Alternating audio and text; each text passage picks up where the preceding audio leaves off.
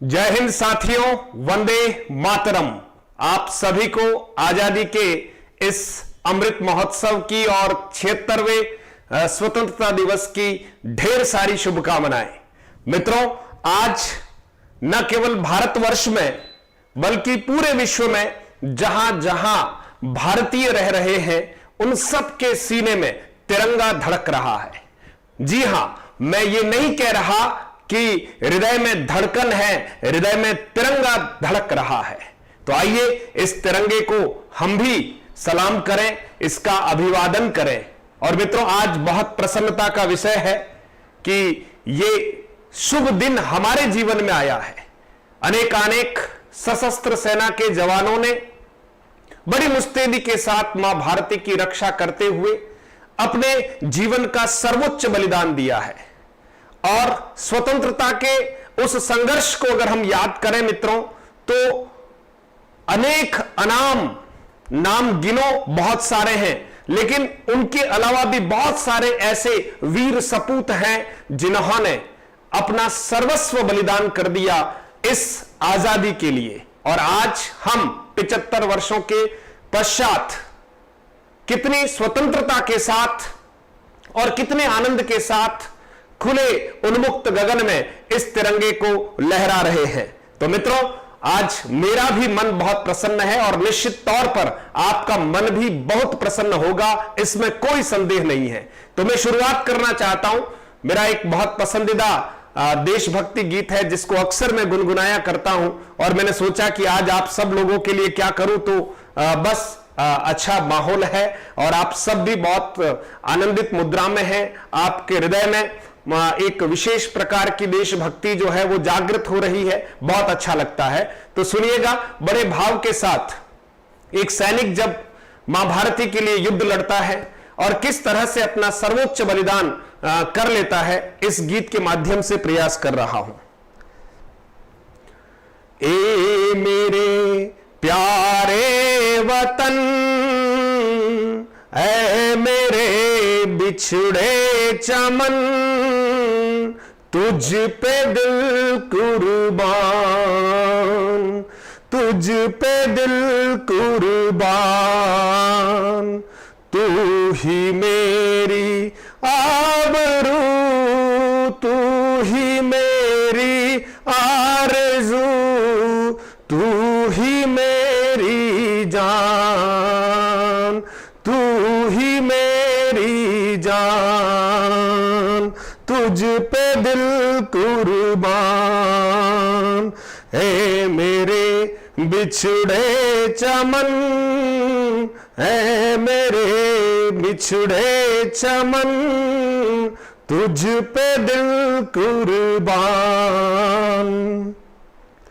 तेरे दामन से जो आए उन हवाओं को सलाम, तेरे दामन से जो आए उन हवाओं को सलाम, चूम लूं मैं उस जुबां को जिस पे आए तेरा नाम, सबसे प्यारी सुबह तेरी, सबसे रंगीन तेरी शाम, तुझ पे दिल कुर्बान, तुझ पे दिल कुर्बान।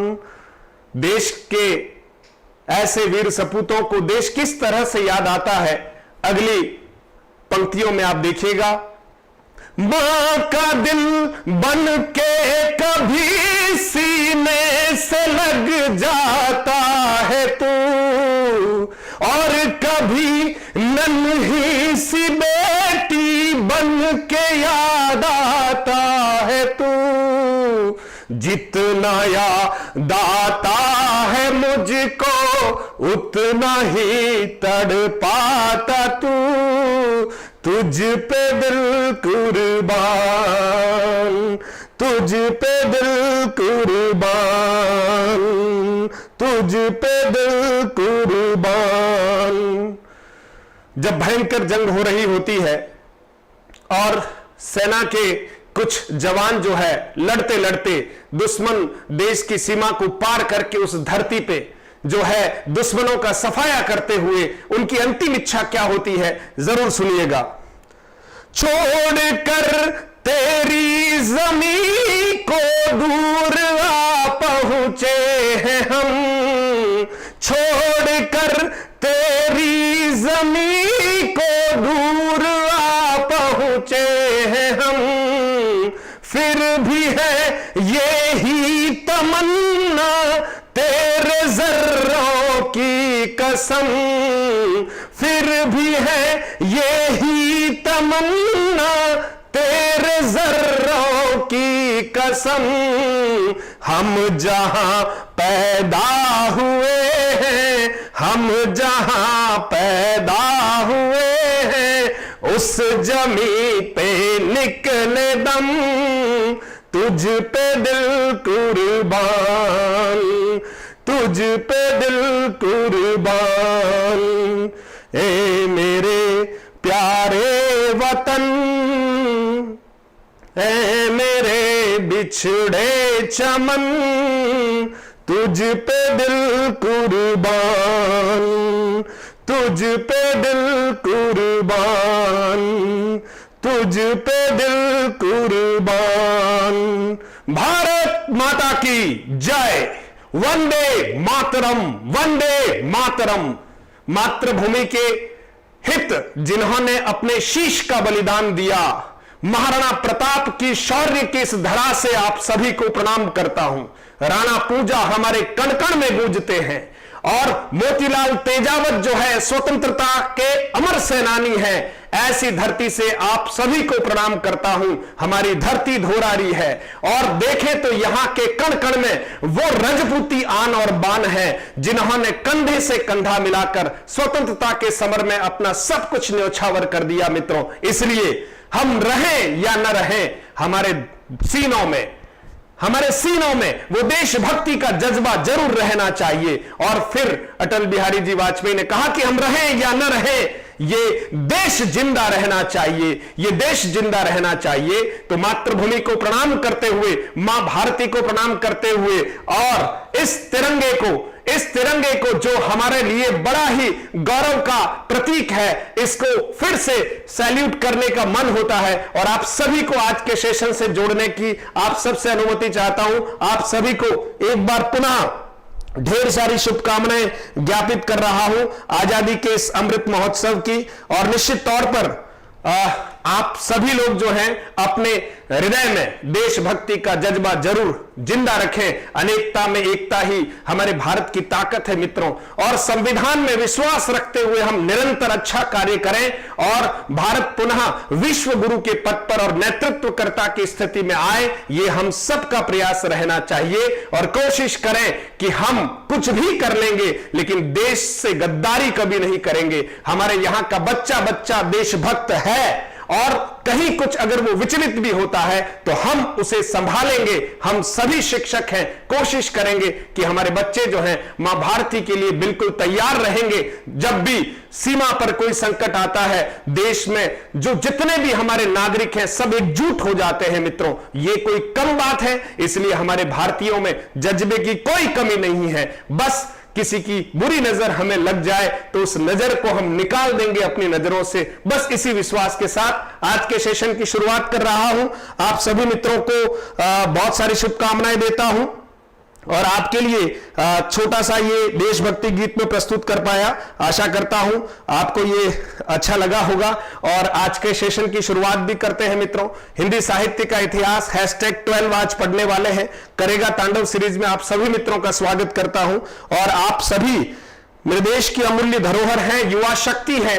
आप अगर जागृत होंगे तो निश्चित तौर पर देश जरूर जागृत होगा। इसलिए आपका जागृत होना बहुत जरूरी है। और मेवाड़ से हिंदी का एक शिक्षक आप सभी का आह्वान करता है कि बस अपना सब कुछ त्याग करने के लिए तैयार हो जाएं। आप अगर कुछ अच्छा बन पाएंगे तो मेरा भारत स्वतः ही अच्छा बन जाएगा। इसलिए मैं नहीं चाहता कि आपके अंदर आलस्य जो है वो कहीं ऐसी स्थितियों में पड़ा हुआ है तो निकाल कर बाहर फेंकिए। आजादी का अमृत महोत्सव मना रहे हैं, हमें कहीं तोप के आगे बांधकर उड़ाया नहीं गया, हमारे सीने में कोई गोली नहीं दागी गई मित्रों, लेकिन हमारे ही पूर्वजों ने बहुत संघर्ष किए हैं, बहुत सारी जिल्लतें सहन की है, बहुत सारे अत्याचार सहन किए हैं। तो क्यों नहीं, जब हमें मौका मिला है, हमें कहीं पर गोली चलाने की आवश्यकता नहीं है, लेकिन आप स्वयं सक्षम बनेंगे, आपका परिवार सक्षम बनेगा, परिवार से समाज सक्षम बनेगा और समाज से राष्ट्र सक्षम बनेगा, तो आपका आलस्य कहीं ऐसा नहीं हो कि कहीं कहीं हमें अवनति की ओर ले जाए। इसलिए उठो,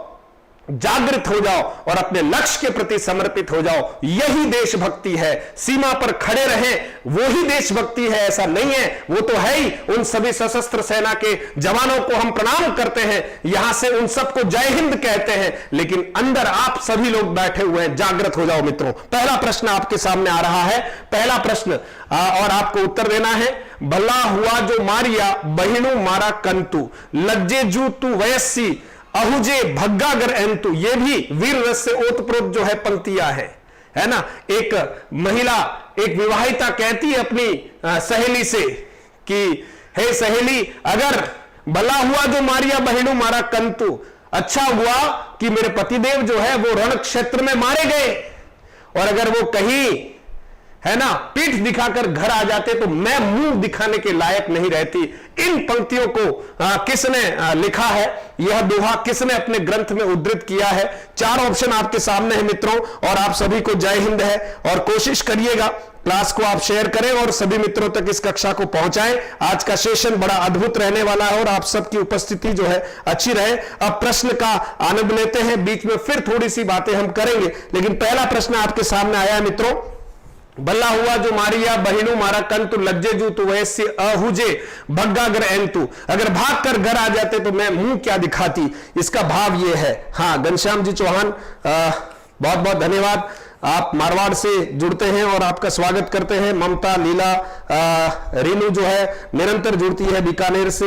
अनिल, लक्ष्मण, महेंद्र, देवीलाल पटेल, सीताराम गुर्जर, धापू, रानी त्रिवेदी, सभी मित्र जुड़े हुए हैं। भावना, सीताराम गुर्जर, सोनिया, बहुत बढ़िया। आप सभी, महिपाल, बहुत सारे मित्र जो जुड़े हुए हैं, सभी का स्वागत करता हूं। नर्मदा, सभी लोग जो हैं जुड़े हुए हैं। आप सब मेरे भारत के हैं, इसी भाव से पहले प्रश्न का उत्तर आप में से आ रहा है। सुरेश बरांडा ने उत्तर दिया है ए, बहुत बढ़िया।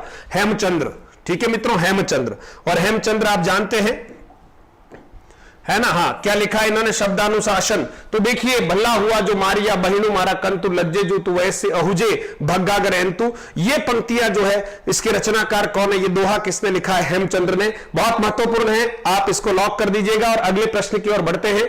देखिए, चरित काव्य, सबसे पहले हमने चरित काव्य जो है वो किस धर्म में ज्यादा लिखे गए मित्रों? तो जैन धर्म में ज्यादा लिखे गए थे। इस बात को हमने #10 में शायद पढ़ लिया था क्लास में। किस छंद में अधिक लिखे गए हैं? किस छंद में ये चरित काव्य जो है वो अधिक लिखे गए हैं? दोहा, चौपाई, कवित्व, पद और पद्धरी। तो आपको बताना है कि किस में लिखे गए हैं। सुनील कुमार भी बता रहे हैं, बहुत बढ़िया। भारत सिंह मीना ए बता रहे हैं। दूसरा प्रश्न आ गया मित्रों, और बहुत अच्छे भाव से क्लास को लाइक करते हुए, शेयर करते हुए आप जुड़े मित्रों। और छोटे छोटे मन में कई तरह के दर्द उठते हैं, और उन दर्दों से मुझे लगता है कि हम छोटी छोटी बातों से ऊपर उठ जाएं और कोशिश करें कि कहीं हमने वो गलतियां की या नहीं, लेकिन लोगों ने ये जरूर फैला दिया कि हाँ, इस तरह की गलतियां इन्होंने की, और हमें हमारे ही लोगों से अलग कर दिया जाए। ऐसे षड्यंत्रों के बारे में हमें बहुत सावधान हो जाना चाहिए। और भारत को एक रखने के लिए अगर हमें लगता है कि हम ज्यादा समझदार हैं, तो हमें समझदारी दिखाने का एक समय है। अभी हमें समझदारी दिखाकर आगे बढ़ना चाहिए। संविधान को मानते हुए हम अपने देश को ठीक करें। अपने ऐसे भाई जो कहीं कहीं दुखी अवस्था में हैं, उनको थोड़ा सा सहेजें। और मित्रों, मैं मधुरम के माध्यम से यही प्रयास करता हूं निरंतर। हमने 3rd ग्रेड का पूरा कोर्स जो है मित्रों 99 रुपीज में उन बच्चों तक दिया, और मुझे बहुत अच्छा लग रहा है कि मेवाड़ और वागड़ के बहुत सारे बच्चे जो कहीं दूर दराज में बैठे हुए हमारे आदिवासी भाई बहन हैं, ऐसे बच्चे वो कोर्स ले रहे हैं। मुझे अच्छा लगता है कि मैं उनसे कम मिल पा रहा हूं। ये तो बहाना है 99 रुपीज का मित्रों, लेकिन मैं चाहता हूं कि उनके अंदर हिंदी का भाव जागृत हो, और कहीं न कहीं हिंदी जो कोशिश कर रहा हूं मैं कि वो ठीक तरह से पढ़ ले। एक किताब का मूल्य भी ज्यादा होता है। बस ये मेरे संतोष का कारण है, क्योंकि मैं शिक्षक हूं। बहुत बढ़िया मित्रों, 2 का ए बता रहे हैं। दोहा चौपाई शैली, बिल्कुल ठीक बताया मित्रों। चरित काव्य की जो रचना हुई है मित्रों, वो दोहा चौपाई शैली में हुई है, बिल्कुल ठीक बताया। प्रश्न नंबर 3 आपके सामने आ रहा है, जैन साहित्य में राम कथा किस नाम से स्वयंभू द्वारा लिखी गई है? बहुत अच्छा प्रश्न है। स्वयंभू द्वारा राम कथा किस नाम से लिखी गई है? 4 ऑप्शन आपके सामने है, रामचरित, महापुराण, पौंचर्यु, रामचंद्रिका। हां बिल्कुल उत्तर दीजिए मित्रों। तीसरे प्रश्न का उत्तर आपको देना है। बहुत बढ़िया, और क्लास मजेदार होने वाली है ना? पूरी क्लास में अंत तक जुड़े रहिएगा। आज तो वैसे ही कहते हैं कि आज तो बस सब लोग बड़े आनंद में होते हैं, है ना? और आज पूरा छुट्टी जैसा माहौल रखते हैं, देशभक्ति के रंगों में बिल्कुल सराबोर रहते हैं। लेकिन आज हम मैदान में हैं, कर्तव्य पथ पर आगे बढ़ रहे हैं, इसलिए कक्षा के अंत तक जरूर बने रहिएगा। छोटे छोटे दृष्टांत और छोटी छोटी बातें बीच बीच में होती रहेगी, लेकिन प्रश्नों के साथ। बहुत बढ़िया। प्रियंका कह रही सेकंड ग्रेड में हिंदी सब्जेक्ट की सर बुक बताए। बिल्कुल प्रियंका, सेकंड ग्रेड की बुक के बारे में भी हम बात करेंगे। मैं चाहता हूं कि आप मुझे इस नंबर पर व्हाट्सएप कीजिएगा, मैं आपको सारी बुक्स की डिटेल भेज दूंगा, है ना? आप जरूर इस पर मुझे व्हाट्सएप कीजिएगा, आपको पूरी डिटेल भेज दूंगा। पौंचर्यु मित्रों, बिल्कुल इसका उत्तर जो है, आप में से अधिकांश मित्र बिल्कुल ठीक दे रहे हैं। पौंचर्यु बिल्कुल अपभ्रंश में रचित रचना है मित्रों, और इसीलिए अपभ्रंश का वाल्मीकि किसको कहा गया है? स्वयंभू को, क्योंकि उन्होंने पौंचर्यु नामक रामचरित लिखा है, एक प्रकार से राम काव्य लिखा है, राम की जीवन कथा लिखी है, इसलिए स्वयंभू को क्या कहा जाता है? अपभ्रंश का वाल्मीकि। ठीक है मित्रों, पौंचर्यु बिल्कुल राइट आंसर है। फिर देखिए मित्रों, अपभ्रंश का वाल्मीकि, ओहो हो, वही प्रश्न आ गया, अपभ्रंश का वाल्मीकि, और इसका उत्तर तो आपको मैंने दे ही दिया है। अपभ्रंश का वाल्मीकि जो है वो किसको कहा गया है मित्रों? ये पुष्पदंत है, ध्यान रखिएगा, पुष्पदंत। ठीक है, हाँ, किसको कहा गया है अपभ्रंश का वाल्मीकि? तो उत्तर आपके समक्ष ही है मित्रों, आप बिल्कुल इस उत्तर को लॉक कर दीजिएगा, वो है स्वयंभू। बहुत बढ़िया, स्वयंभू जो है वो अपभ्रंश के वाल्मीकि कहे जाते हैं, क्योंकि इन्होंने पौंचर्यु नामक राम कथा की रचना की है अपभ्रंश भाषा में, इसलिए। बहुत बढ़िया मित्रों। फिर देखिए अगला है ढोला मारूरा दूहा। ढोला मारूरा दूहा ये लौकिक काव्य है मित्रों, है ना? आदिकालीन लौकिक साहित्य है। ढोला मारूरा दूहा के रचयिता कौन है मित्रों? यहां देखेंगे, स्वयंभू, राम सिंह, कुशल प्रकाश, कुशल लाभ। 4 ऑप्शन जो दे रखे हैं, उनके अनुसार आपको निर्णय लेना है कि इसका रचनाकार कौन है। हां, आपके सही उत्तर की प्रतीक्षा कर रहा हूं। प्रश्न नंबर 5 आपके सामने आ गया मित्रों।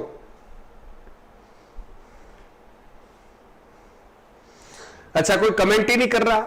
आज वेशभूषा ठीक नहीं लग रही, क्लास अच्छी नहीं लग रही क्या आपको? अच्छी लग रही तो एक जरूर कम से कम थम्स अप दिखा दीजिए यार। हां,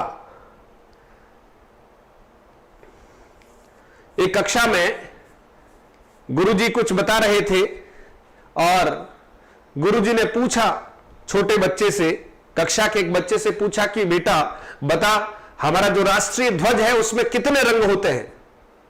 एक बच्चे ने खड़े होकर कहा, क्योंकि हम बचपन से ही अच्छे से जानते हैं कि हमारे राष्ट्रीय ध्वज में कितने रंग होते हैं।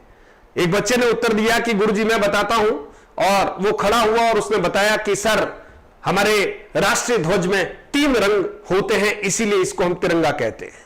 गुरुजी ने शाबाशी दे दी, लेकिन पास में एक बच्चा छोटा और बैठा हुआ था, उसने खड़े होकर कहा, गुरुजी 3 नहीं होते हैं, राष्ट्रीय ध्वज में हमारे 5 रंग होते हैं।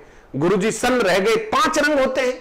अरे तिरंगे में 3 रंग होते हैं, 5 कहां से होते हैं? उस छोटे से बच्चे ने जो कहा वो अश्रुधार प्रवाहित करने वाला उसका उत्तर था। उसने कहा कि सर 3 रंग होते हैं, केसरिया, सफेद और हरा, और एक रंग जो चक्र का है, 24 तिलिया जो है उसका जो रंग है हमारा, वो रंग जो है चौथा। और 5वां रंग मैंने देखा है गुरुजी, जब मेरे पिताजी घर आए थे और उस तिरंगे में लिपटे हुए थे, तब मैंने लाल रंग भी उस तिरंगे में देखा था मित्रों।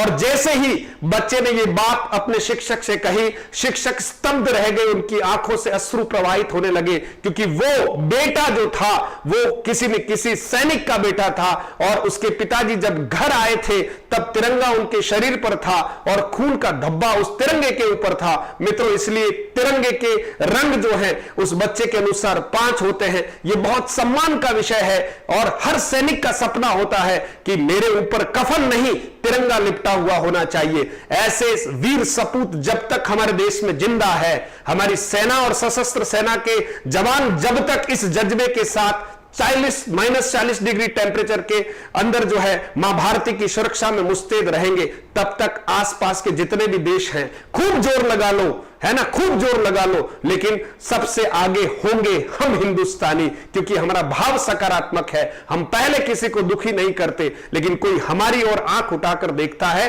तो हमारी जो सेना है वो ऐसा मुंह तोड़ जवाब देती है। और ऐसे छोटे छोटे बच्चे जिनके अंदर देशभक्ति का जज्बा होता है, वो देश आखिर कैसे पीछे रह सकता है। इसलिए हम अच्छे भाव से आगे बढ़े और बहुत ऊर्जा के साथ हम अपने देश के विकास में अपना योगदान दें। यही हमारी सच्ची देशभक्ति है मित्रों। तो आपने प्रश्न का उत्तर दे दिया है, बहुत बढ़िया, शाबाश। आप सबने कमेंट कर ही दिया, अच्छे लग रहे हो, बहुत बढ़िया, क्या बात है। कुशल लाभ मित्रों, है ना, कुशल लाभ। लेकिन ध्यान रखना मित्रों, इसमें इसके रचनाकार जो है कवि कल्लोल भी है, ध्यान रखिए, कवि कल्लोल भी इसके रचनाकार है मित्रों। कवि कल्लोल वास्तव में कहा जाए तो कवि कल्लोल ने ही ढोला मारूरा दुहा जो है वो लिखी है, काव्य लिखा है, सृजन किया है, प्रेम काव्य है एक प्रकार से। और कुशल लाभ ने भी कुछ, ये जैन कवि है, इन्होंने भी कुछ अंश और उसमें जोड़े हैं। इसलिए ढोला मारूरा दुहा के रचयिता के रूप में हम कवि कल्लोल और कवि कुशल लाभ दोनों को ही मानते हैं, लेकिन ऑप्शन में कवि कल्लोल था ही नहीं, इसलिए हमने कुशल लाभ कर दिया। बहुत बढ़िया, शाबाश मित्रों। अगला प्रश्न आपके सामने आ रहा है, इनमें से बीसल देव रासों के रचयिता कौन है? बहुत अच्छा प्रश्न आया है, बीसल देव रासों के रचयिता कौन है मित्रों? बहुत अच्छा प्रश्न है और आप सभी इस प्रश्न का उत्तर दे सकते हैं। और आपको सूत्र भी बता रखा है, शॉर्ट ट्रिक बता रखी है, उसके अनुसार जगनीक चंद्रबरदाई नरपति नाल भट्ट केदार। हाँ, फटाक से उत्तर आना चाहिए मित्रों आप सभी का।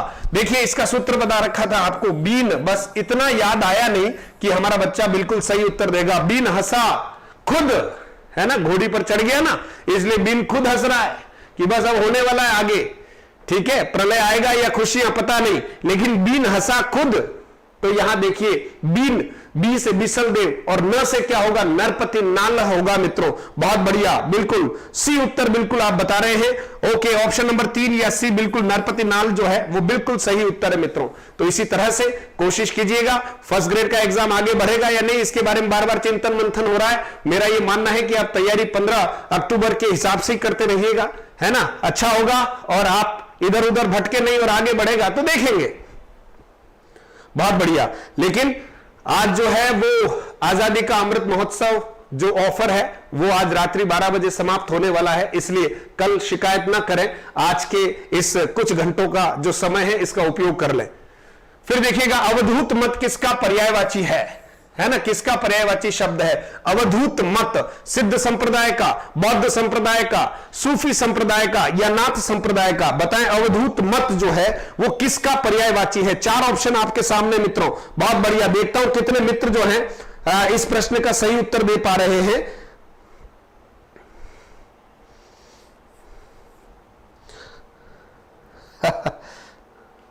बहुत बढ़िया, घनश्याम जी की बात को भी सुन लीजिए सभी मित्रों, है ना। ये तो सब आपकी बात है, बाकी मैं तो 8 महीने से निरंतर प्रयास कर रहा हूं और आगे भी निरंतर करता रहूंगा मित्रों, क्योंकि मैं इन सब चीजों में कम उलझकर प्रयास करता हूं कि मैं कुछ न कुछ मां हिंदी की सेवा करते हुए मां भारती की सेवा करूं। और आप सब लोग जितने भी देख पा रहे हैं, बस उन लोगों में कुछ सकारात्मक भाव भरूं, हिंदी को ठीक तरह से आपके हृदय में स्थापित करूं, आपकी तैयारी में कुछ सहयोग कर पाऊं। बस यही मेरी देशभक्ति है यार। मुझे वहां सेना में जाकर हो सकता है बंदूक उठाने का अवसर नहीं मिले, तो मेरे हाथ में कलम है, इसका पूरा उपयोग कर रहा हूं आप सभी लोगों के लिए। तो अब आपका दायित्व जो बनता है वो आप करते रहे, मेरा काम जो है वो मुझे करना ही है। नाथ संप्रदाय मित्रों, अवधूत मत जो है वो किसका जो है पर्यायवाची है? तो मित्रों नाथ संप्रदाय का पर्यायवाची है अवधूत मत, पक्का कर लीजिएगा। अगला प्रश्न देखिएगा, प्राकृत पेंगलम, हालांकि इस ये रचना अप्राप्त है, मिली नहीं है ना। प्राकृत पेंगलम किस विषय पर केंद्रित रचना है? काव्य शास्त्र पर, न्याय शास्त्र पर, छंद शास्त्र पर, दर्शन शास्त्र पर? बहुत अच्छा प्रश्न है मित्रों। ये प्राकृत पेंगलम जो है एक प्रकार से इसके जो रचनाकार है वो भी अज्ञात है और ये कहीं प्राप्त नहीं होती है, इसके कुछ छंद जरूर कहीं कहीं प्राप्त हो जाते हैं हमें, है ना। हाँ, प्राकृत पेंगलम किस विषय पर केंद्रित रचना है मित्रों? बिल्कुल ये छंद शास्त्र है, बिल्कुल छंद शास्त्र है। तो सी इसका बिल्कुल ठीक है मित्रों। बहुत बढ़िया, आभार, शुक्रिया आप सभी मित्रों का।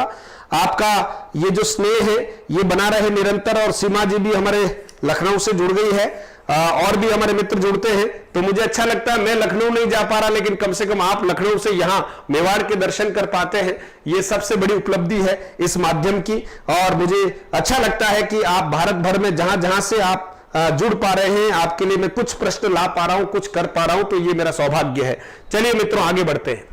आगे देखिए, ओम जय जगदीश हरे हमारी बहुत प्रसिद्ध आरती है जो घर घर में गाई जाती है। इस आरती की रचना निम्न में से किसने की है? इस आरती के रचनाकार कौन है? श्रद्धाराम फुल्लोरी, गजानंद, शिवानंद, हरिहर स्वामी। अब आपको बताना है। हाँ बिल्कुल, लखनऊ से आपका नमस्ते स्वीकार करते हैं, और बिल्कुल मेवाड़ से आपको जय हिंद कहते हैं। शाबाश। चलिए प्रश्न का उत्तर दीजिएगा। ओम जय जगदीश हरे आरती की रचना किसने की है? हाँ, 9 का ए बता रहे हैं नरेश राठौड़, बहुत बढ़िया। सुनील कुमार, अनिल, नर्मदा, सरला, ममता सुथार, बहुत बढ़िया, शाबाश। सीमा जी वर्मा, बिल्कुल। श्रद्धा राम फुल्लोरी जो है मित्रों, ये श्रद्धा राम फुल्लोरी जो है, इन्होंने इस प्रसिद्ध आरती की जो है रचना की है, जो हम सबके हृदय में बसती है, और सुबह शाम इस आरती का गायन हम करते हैं और पूजा अर्चना करते हैं। बहुत बढ़िया। चलिए आगे बढ़ते हैं। इनमें से किस संस्था का गठन बाबू श्याम सुंदर दास ने किया? बाबू श्याम सुंदर दास जो हैं बड़े महत्वपूर्ण साहित्यकार रहे हैं, है ना, लेखक रहे हैं, कवि रहे हैं, जिन्होंने हिंदी के उद्धार के लिए बहुत सारा काम किया है। तो आप बताएं इसमें से कि बाबू श्याम सुंदर दास ने किस संस्था का गठन किया है?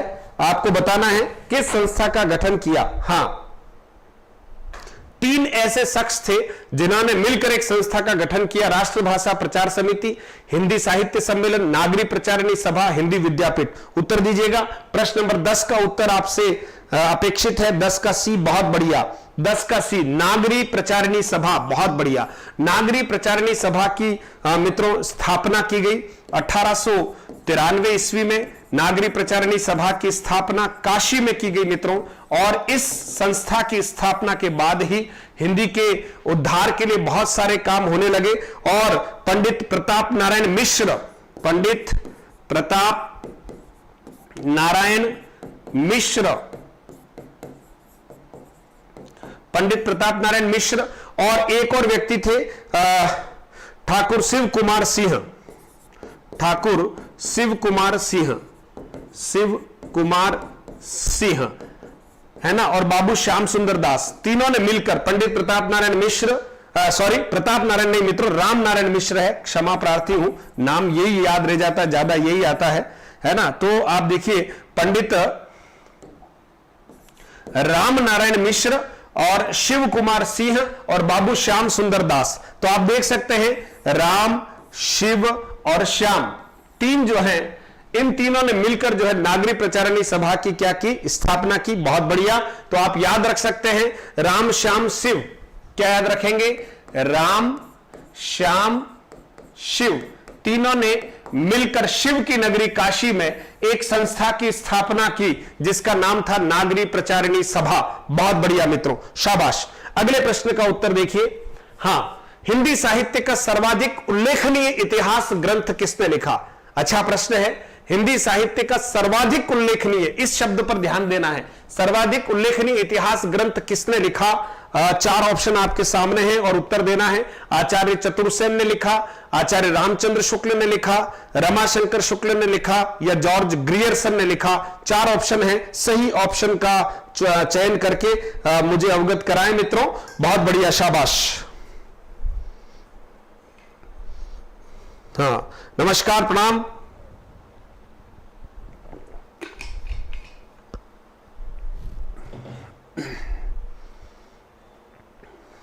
बहुत बढ़िया। शुक्ल जी ने जो इतिहास ग्रंथ लिखा है मित्रों, वो सर्वमान्य है और सर्वाधिक उल्लेखनीय मान लीजिए। 1929 ईस्वी में हिंदी शब्द सागर की भूमिका के रूप में, है ना, 1929 ईस्वी में आचार्य रामचंद्र शुक्ल द्वारा हिंदी साहित्य का इतिहास लिखा गया। हिंदी शब्द सागर की भूमिका के रूप में इसको लिखा गया और 1939 ईस्वी में मित्रों यह स्वतंत्र पुस्तक के रूप में प्रकाशित हुआ 1939 ईस्वी में। तो यह सर्वाधिक उल्लेखनीय हिंदी साहित्य का इतिहास ग्रंथ है। हिंदी साहित्य के प्रारंभिक काल को आदिकाल नाम किसने दिया, है ना, प्रारंभिक काल को आदिकाल नाम किसने दिया मित्रों, यह भी एक अच्छा प्रश्न है। हाँ, बहुत बढ़िया सुमन, जय श्री कृष्णा। जितने भी मित्र हमारे जुड़ पा रहे हैं, बस जुड़ते ही एक बार लाइक करते ही प्रश्न पर आपका फोकस होना चाहिए सभी मित्रों का, और आपके द्वारा क्लास को निरंतर अपने मित्रों तक आपको पहुंचाना चाहिए मित्रों, क्योंकि कहते हैं कि एक एक से ही घड़ा भरता है। और मैं ये प्रसन्नता महसूस करता हूं कि मधुरम हिंदी परिवार जो है धीरे धीरे ही सही बढ़ रहा है, और बहुत सारे मित्र जो हैं जब जब जिनको आवश्यकता होती है, जो शेयर करता है, उन्हें कुछ अच्छा कंटेंट लगता है तो निश्चित तौर पर वो जुड़ रहे हैं। एक से शुरुआत की थी मित्रों, और आज हमारा परिवार जो है 7600 बच्चों का हो गया है मित्रों। तो मुझे बहुत अच्छा लगता है कि कहीं न कहीं मेरी मेहनत जो है वो कहीं जाया नहीं जा रही। किसी के भी हृदय में अगर हिंदी के भावों को, हिंदी के प्रश्नों को सही तरह से बिठाने का अगर मेरा प्रयास सफल होता है तो बस मुझे फिर और मेहनत करनी पड़े तो कोई दिक्कत नहीं है। हाँ, और मैं मेहनत करने के लिए तैयार हूं।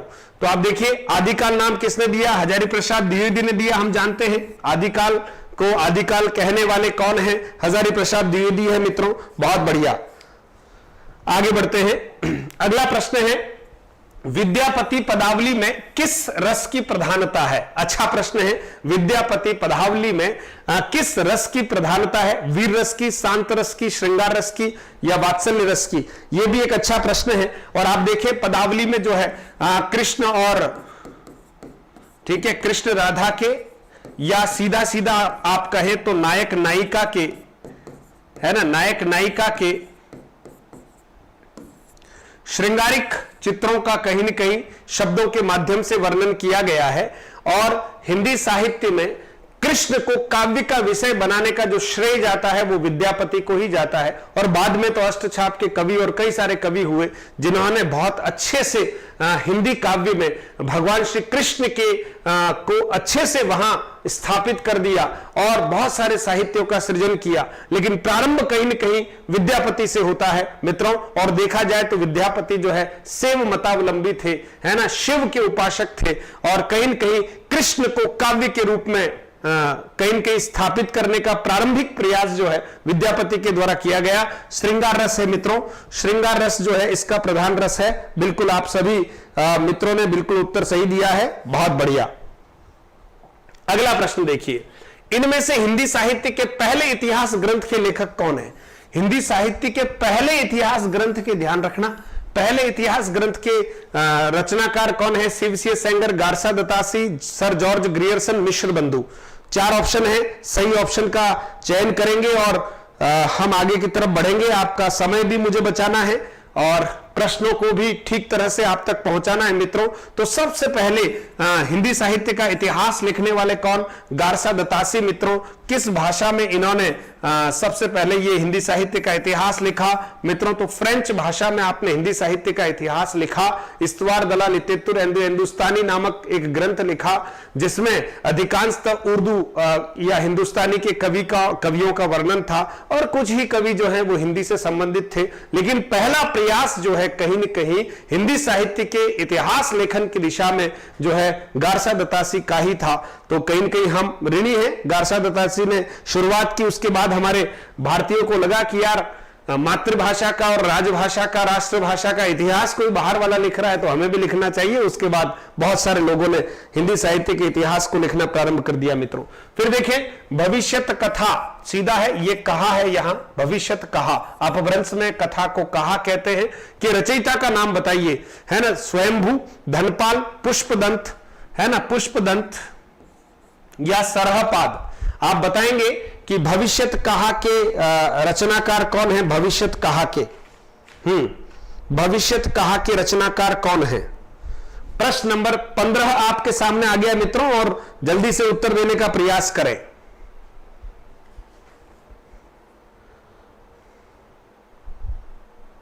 देखिए यहां पर सही उत्तर होगा मित्रों धनपाल। धनपाल जो है इन्होंने भविष्यत कहा नामक ग्रंथ की रचना की अपभ्रंश भाषा में।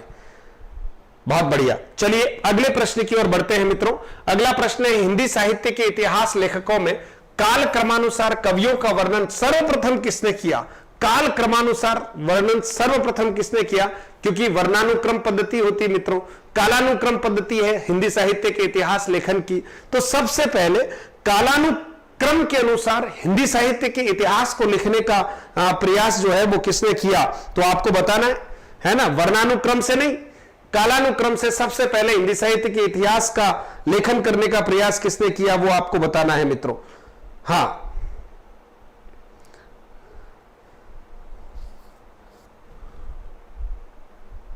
शाबाश मित्रों। चलिए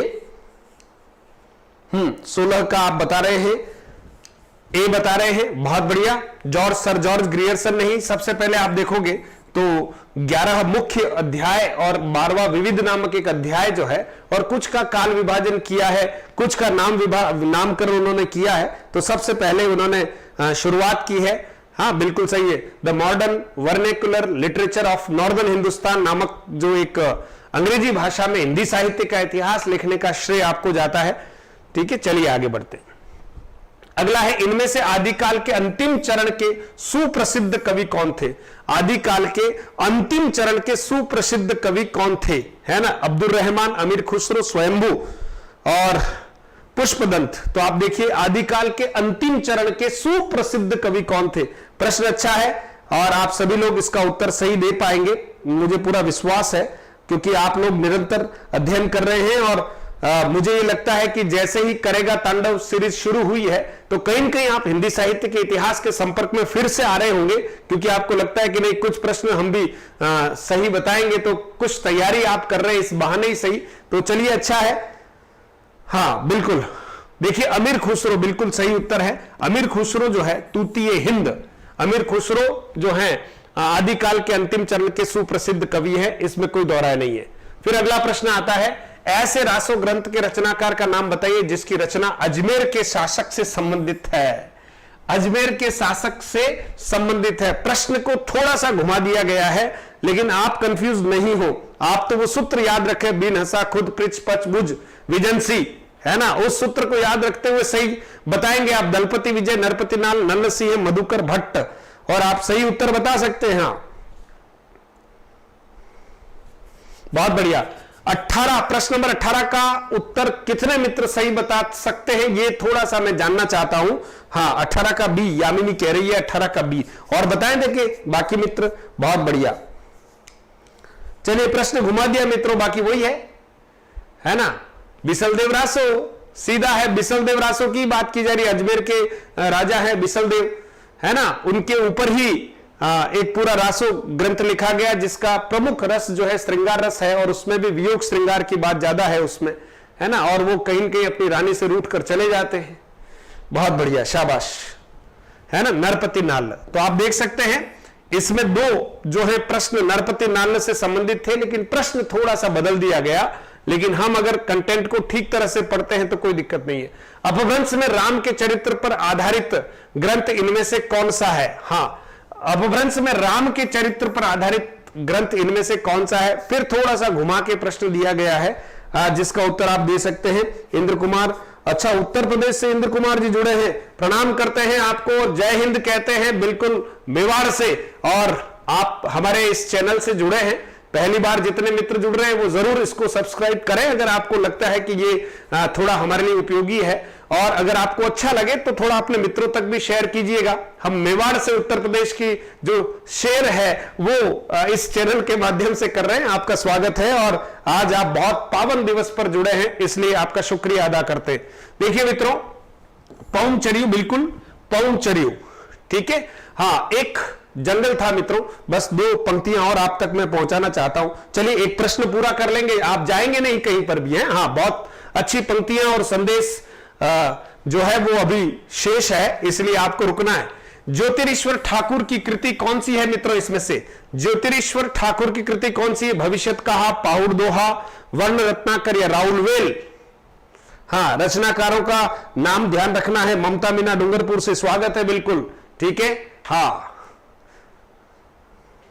वागड़ में हमारे बहुत सारे बच्चे हैं जो बहुत डेडिकेटेड होकर पढ़ते हैं और बहुत अच्छा लगता है। उदयपुर में अधिकांश लोग जो कहीं कोचिंग करने आते हैं उसमें वागड़ के बच्चों की संख्या बहुत अधिक होती है। तो ऐसा लगता है कि वागड़ में पढ़ने के प्रति एक विशेष प्रकार की जागृति है और बच्चे समय से पहले आकर उदयपुर में तैयारी करते हैं। तो अच्छा लगता है, आपकी जागृति बनी रहे और ईश्वर आप सभी को सफलता दे। आप मेहनत कीजिए खूब सारी।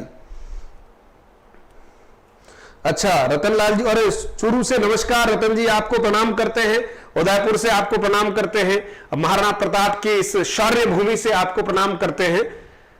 हाँ, देखिएगा मित्रों, ज्योतिरीश्वर ठाकुर जो है वो वर्ण रत्नाकर नामक आपने ग्रंथ लिखा है, वर्ण रत्नाकर। ठीक है मित्रों, और बात कुछ कर ही लेते हैं। एक जंगल था और जंगल में एक पेड़, और पेड़ के ऊपर कुछ पंछी बैठे हुए हैं। राहगीर जो है उधर से जाता है और राहगीर देख रहा है कि पेड़ जल रहा है, आग लग गई है और पंछी उसके ऊपर ही बैठे हुए हैं, वो उड़ नहीं रहे। तो राहगीर ने उसे रहा नहीं गया, यार कैसे मूर्ख पंछी हैं, उड़ नहीं रहे, आग जब इसमें लग रही है तो इनको तो उड़ जाना चाहिए, इनके पास पंख है। और वो पंछियों से पूछता है, आग लगी इस वृक्ष में जलते इसके पात, तुम क्यों नहीं उड़ते पंछियों जब पंख तुम्हारे पास। ये राहगीर कहता है कि आग लगी इस वृक्ष में जलते इसके पात, तुम क्यों नहीं उड़ते पंछियों जब पंख तुम्हारे पास। पंछियों को लगा कि इसको उत्तर देना ही चाहिए, और पंछियों ने जो उत्तर दिया मित्रों, वो कहीं न कहीं भारत देश में हम सब भारतीय हैं, उन सब के लिए एक बहुत बड़ा संदेश है उन पंछियों के संदेश में। वो कहते हैं, फल खाए इस वृक्ष के, फल खाए इस वृक्ष के बीट लथेड़े पात, फल खाए इस वृक्ष के बीट लथेड़े पात, यही हमारा धर्म है जले इसी के साथ, यही हमारा धर्म है जले इसी के साथ। मित्रों, कहने का भाव यह है कि इसी मिट्टी में हम पले और बड़े हुए हैं और इसी मातृभूमि की गोद में, है ना, इसी का दूध पीकर हम बड़े हुए हैं और यहीं पर खेल कूद कर हम बड़े हुए हैं। तो जब भारत देश पर और मातृभूमि पर संकट हो तो आखिर हम सिर छिपा कर कैसे बैठ सकते हैं। हमारे रक्त में, हमारी धमनियों में और रक्त के प्रवाह में वो उबाल आना चाहिए कि हमारी मां भारती की तरफ कोई बुरी नजर से देखे, वो नजरें इस संसार में रहनी नहीं चाहिए। इसलिए जर्रे जर्रे में देशभक्ति हो, हमारे बच्चे बच्चे में वो स्वाभिमान हो और तिरंगे के प्रति सम्मान हो, संविधान के प्रति आस्था हो, और हम अनेकता में एकता के सूत्र के साथ आगे बढ़ेंगे, अपवादों पर चिंता नहीं करेंगे। समय के साथ ये अपवाद नेस्तनाबूद हो जाएंगे जब हमारा बच्चा बच्चा जागृत हो जाएगा। और आजादी के अमृत महोत्सव ने ये कारनामा करके दिखाया है। आज पूरे भारतवर्ष के बच्चों में देखिए आप, अलग ही तरह का एक जोश और उत्साह देखने को मिल रहा है। बच्चे बच्चे के हाथ में झंडा है और कार्यक्रम में, पूरे कार्यक्रम में बच्चे झंडे लहरा रहे हैं और घर घर बच्चों से आवाज आ रही है तिरंगा, हर घर बच्चों से आवाज आती है तिरंगा। तो आप सोचिए, इतने बड़े भाव को जागृत करने के लिए भारत सरकार, राजस्थान सरकार और हमारी सारी प्रादेशिक सरकारों का बहुत बहुत धन्यवाद है। और हमारे जितने भी जनप्रतिनिधि हैं, जितने भी शिक्षक साथी हैं और विविध महकमों के जितने भी पदाधिकारी और कर्मचारी गण हैं, उन सभी ने मिलकर इस पर्व को बहुत अच्छे से मनाया है। इसके लिए उन सबको बहुत साधुवाद है। और ये स्लाइड आप देखते रहे, आपको जैसी इच्छा हो वैसा आप करते रहे। रात्रि 12 बजे तक समय आपका है, उसके बाद कुछ बढ़ा हुआ होगा, वो भी आपको ही समर्पित है। और आप सबको बहुत बहुत धन्यवाद है। मधुरम हिंदी ऐप अगर आप डाउनलोड कर पाए तो कर लीजिए। टेलीग्राम चैनल अगर हमारा आप ज्वाइन कर पाए तो स्वागत है। आज बहुत अच्छा श्रेष्ठ मुहूर्त है, आप उसको जरूर जो है ज्वाइन कर लीजिए। और आप मधुरम हिंदी यूट्यूब चैनल से जुड़ना चाहते हैं तो स्वागत है। हमारा इंस्टाग्राम पेज जो है, फेसबुक पेज है, जहां जहां आपको लगे जुड़ जाइए और अच्छे भाव से आगे बढ़िए। और फिर यही कहूंगा कि हम रहे या न रहे, ये देश रहना चाहिए। इसलिए छोटे छोटे मत मतांतरों को बिल्कुल किनारे करते हुए, जब भी कहीं संकट की घड़ी हो, कहीं बात भारत की हो, तो हम अपने सारे मतभेदों को भुलाकर एक हो जाएं। और ये इस मिट्टी की तासीर है। जब जब भी इस तरह की कोई स्थिति आई है, तब हिंदू, मुस्लिम, सिख और ईसाई सभी ने मिलकर मां भारती की सेवा की है। और मुझे भरोसा है कि ये समाज को तोड़ने वाले, देश को तोड़ने वाले विकृत मानसिकता के लोग निश्चित तौर पर पराजित होंगे, जब हम सभी सकारात्मक भाव से मां भारती की सेवा करेंगे। और आज के इस सेशन में आप सभी जुड़े हैं, इसके लिए मैं विशेष रूप से आप सभी मित्रों का ऋणी हूं। और आप सबको बस यही कहना चाहता हूं, जय हिंद।